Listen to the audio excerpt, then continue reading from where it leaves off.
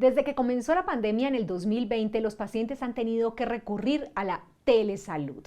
Pero, ¿cuáles son los beneficios si usted tiene diabetes de una consulta virtual? Esta pregunta la resolveremos con la doctora Paola Durán Ventura. Ella es coordinadora de endocrinología pediátrica de la Fundación Cardioinfantil y Endociencia en Bogotá, Colombia. Doctora Durán, gracias por estar aquí. Muchas gracias, qué rico estar acá con ustedes. Doctora Paola Durán, hablemos un poco de estos términos que han salido. Consulta virtual, telemedicina, telesalud, teleexperticia. ¿Cuál es la diferencia entre todos estos?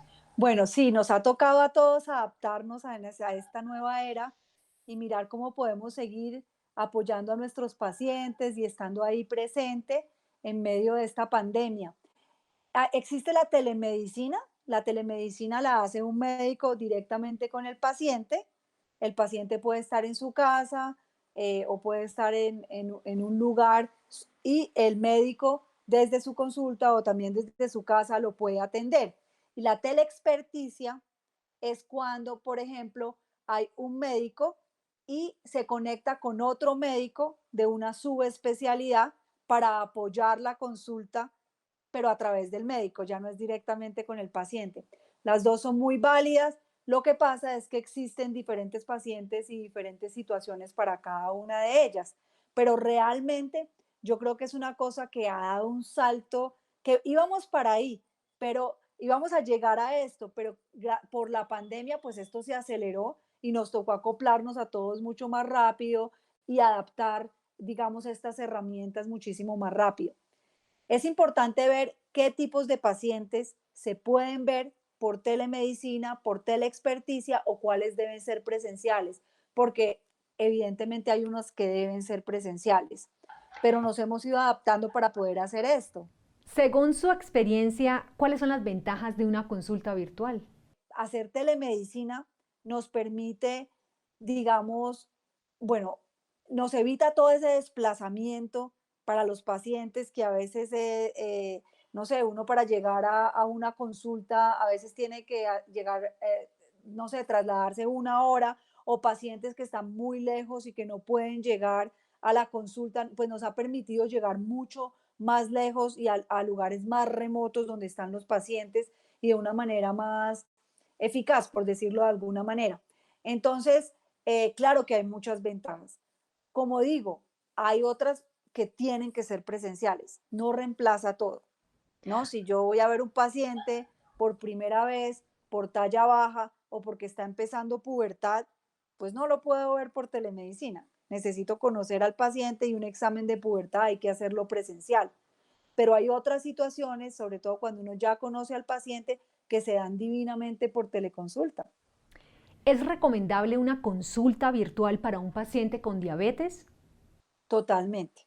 ¿Por qué? Porque un paciente con diabetes, evidentemente en algún momento hay que hacerle un examen físico completo, porque pues vuelve y juega. Uno tiene que saber en qué momento de la vida está y qué está pasando con su cuerpo y puede mirar ciertas cosas.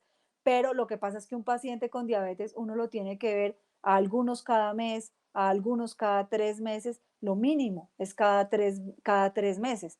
Entonces, si uno hace el examen físico, digamos, una vez al año, pues el resto de consulta perfectamente pueden ser virtuales o por telemedicina. ¿Por qué? Porque uno al paciente diabético generalmente le está dando educación acerca de la enfermedad, él está reportando las glucometrías y las glucometrías se pueden reportar verbalmente y toda la situación o cuando hace ejercicio o lo que le está pasando o cuánta insulina se está poniendo. Y muchas veces uno le puede pedir al paciente, muéstrame el brazo, tienes algún turupito, como dice uno, tiene algo de lipodistrofia, eso lo puede hacer uno perfectamente por telemedicina. Pero además, esto sí ha sido una gran ventaja en los pacientes diabéticos, porque yo puedo entrar al entorno de su casa. Entonces le digo, bueno, llévame a la cocina, muéstrame qué es para ti una medida de arroz, dónde cocinas el arroz, muéstrame qué es lo que comes, en qué plato comes, cuáles son las porciones y me permite entrar a esa zona tan íntima del paciente que yo no podía hacerlo antes cuando venían a la consulta. Entonces, pero puedo conocer el lugar, también puedo ver, no sé, qué les gusta, qué quieren hacer y les puede recomendar uno mucho más con, la, con los conocimientos que uno tiene de diabetes, adaptándose al lugar donde está el paciente. Eso es una maravilla. Otra maravilla, Jimena, es que, por ejemplo, antes pues venían a la consulta la mamá y el paciente o el papá y el paciente.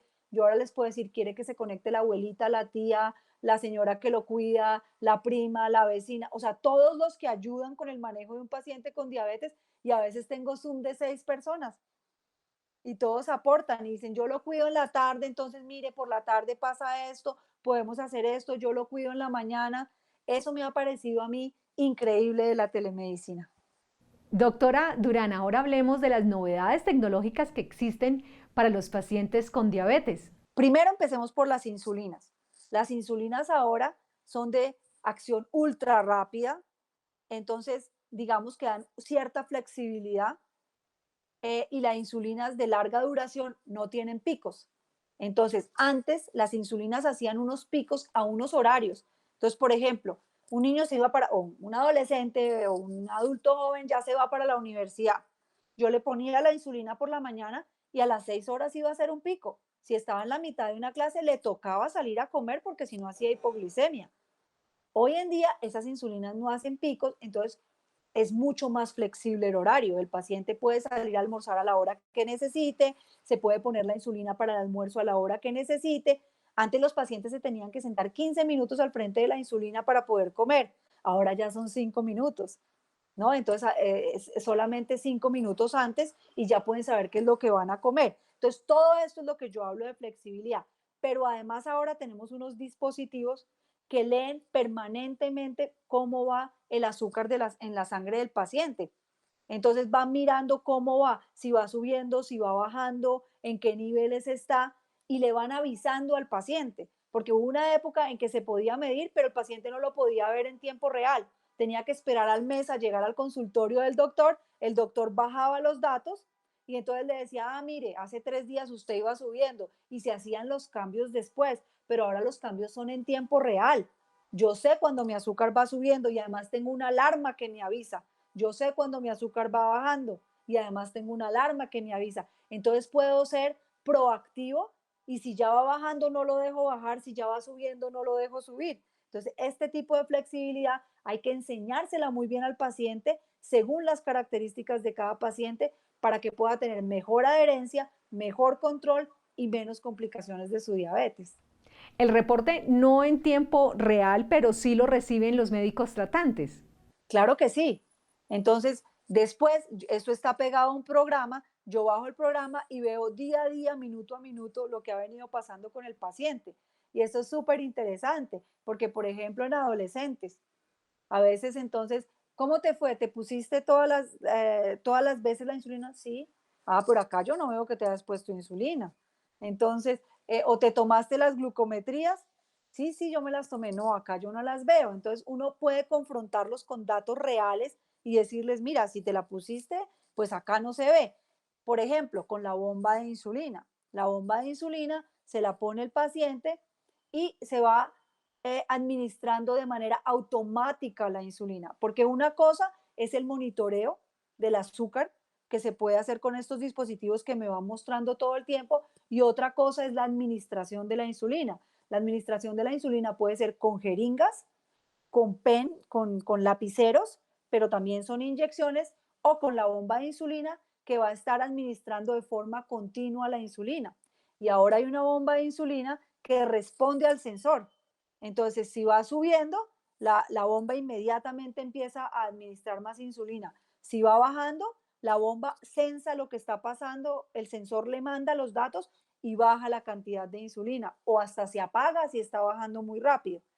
Entonces, todo esto además nos lo deja como en un trazado que yo puedo ver en el momento en que el paciente o me llama y yo, antes el paciente además tenía que bajar los datos, tenía que ponerlos en una USB, entonces si llegaba a consulta no le preguntaba, ¿bajaste datos? No, doctora, que anoche, no, ya no, ahorita inmediatamente eso sube a una nube, está conectado al médico. El médico no lo está viendo permanentemente en tiempo real porque obviamente uno con tantos pacientes no los puede estar viendo todos en todo momento. Pero si me llaman y me dicen que hay un problema, yo me meto a los datos del paciente y puedo ver no, pero mira, es que anoche pasó esto, o te bajaste a las 3 de la mañana, o tú me estás diciendo que te mandaste un bolo de insulina, pero acá no me lo marca. ¿Decidiste usar jeringa a pesar de tener la bomba? No, no creo. Creo que hay una falla. Entonces, ahí uno tiene todos los datos y puede confrontarlos y hablar con el paciente, y también el paciente se va dando cuenta y va aprendiendo, se va empoderando de su enfermedad porque va entendiendo mucho más. Entonces el paciente, digamos, se come un pedazo de pan y él mismo ve en tiempo real cómo le va subiendo el azúcar, que uno no ve eso y uno no sabe eso, entonces uno no tiene ni idea. Entonces ya él va viendo, eso se va volviendo números y dice, uy, sí, esto sí me sube bastante o esto no me sube, me lo puedo comer. Entonces se empoderan, conocen su cuerpo, saben lo que pasa con los alimentos, saben lo que pasa con el ejercicio, y eso pues ha cambiado totalmente el tratamiento de la diabetes. ¿Cómo ve el desarrollo de la consulta virtual ahora que retornamos a la nueva normalidad? Yo pienso que muchas de las consultas del paciente diabético deben ser virtuales. Deben haber una o dos presenciales dependiendo de la edad, dependiendo del control del paciente, porque de todas maneras, pues es importante, pero las otras, porque son más o menos 4 o 5 al año, deben y pueden ser de virtuales y tienen mucha utilidad. Por lo que digo, puede estar todo el resto de la familia, uno conocer mejor el entorno del paciente, hacer educación y uno las va planeando. Yo creo que como todo, todo tiene una curva de aprendizaje, ¿no? Entonces yo creo que al principio nos tocó hacer todo en telemedicina, ya estamos aprendiendo y ya poco a poco vamos a llegar al equilibrio de lo que debe ser por telemedicina, lo que debe ser presencial y sacarle el jugo también a esto que ha sido pues muy innovador y muy útil. Gracias por explicarnos lo útil y práctica que resulta siendo una consulta virtual específicamente para un paciente con diabetes. Otra cosa, hay personas que le tienen miedo porque piensan que es impersonal. No lo es, al contrario, se vuelve muy personal cuando uno puede estar viendo su entorno. Segundo, también hay que confiar un poquito, nosotros los médicos sabemos la responsabilidad que eso conlleva y sabemos hasta dónde podemos ir en una teleconsulta. No vamos a hacer una teleconsulta y si nos damos cuenta, porque a mí me ha pasado, aceptamos una teleconsulta y varias veces yo le he dicho a los pacientes, discúlpeme, acá acabamos la historia clínica, pero esto tiene que ser complementado con una presencial, porque no estoy pudiendo llegar a un diagnóstico solo por la teleconsulta. O sea, uno también tiene esa responsabilidad. Entonces, yo sí creo que es una gran herramienta. Gracias, doctora. Bueno, muchas gracias, Jimena.